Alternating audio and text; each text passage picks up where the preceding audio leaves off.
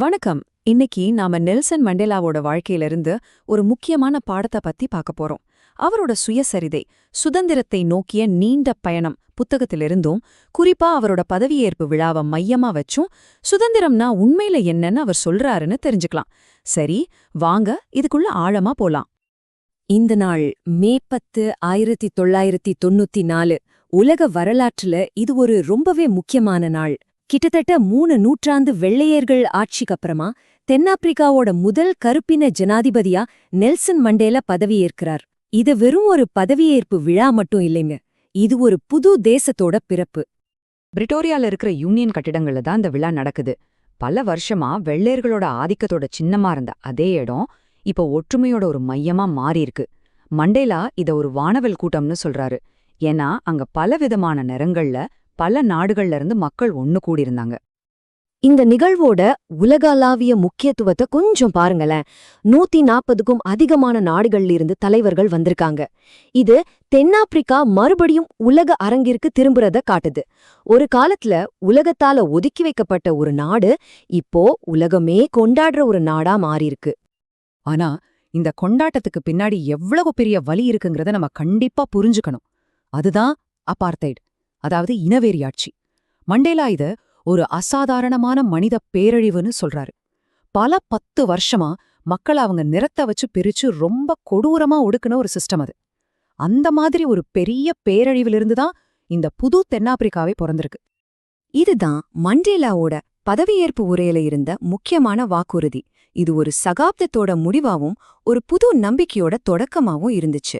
அந்த நாளோட ஒட்டுமொத்த உணர்வையும் இந்த சக்தி வாய்ந்த வார்த்தைகள்ல அடக்கிடலாம்.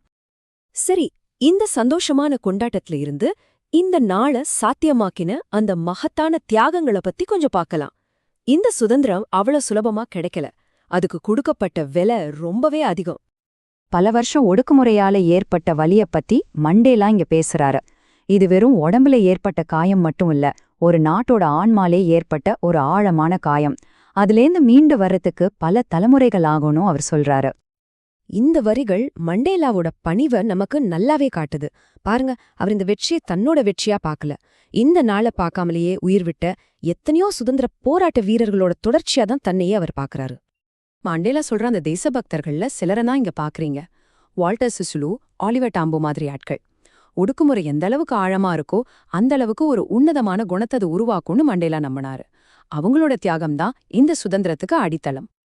இப்போ நாம இந்த பகுதியோட தத்துவவார்த்தமான மையத்துக்கு வரும். மனித குணத்தை பத்தி மண்டேலாவோட ஆழமான பார்வைகள் என்னன்னு பார்க்கலாம்.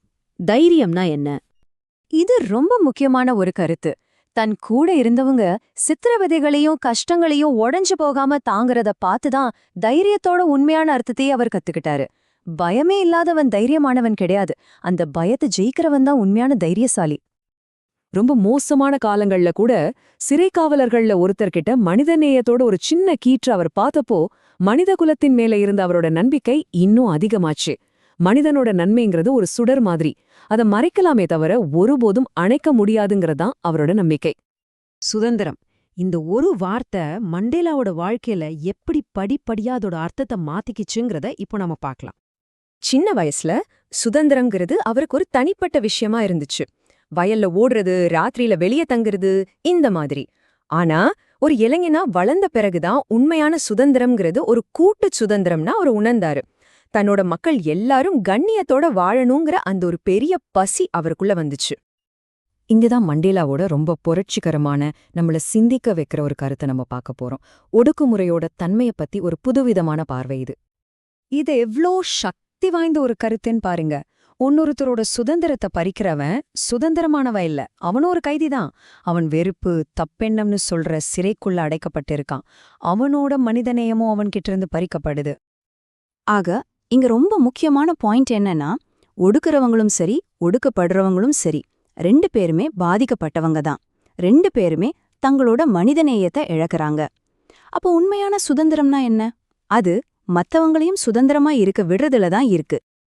இந்த பகுதியோட இறுதியில இந்த சிந்தனையை தூண்டக்கூடிய கேள்வியோட உங்களை விட்டுட்டு போறேன். உண்மையான விடுதலைங்கிறது எவ்வளவு ஆழமானது, அது எப்படி ஒன்னோட ஒன்னு இணைஞ்சிருக்குன்னு நீங்களே யோசிச்சு பாருங்க.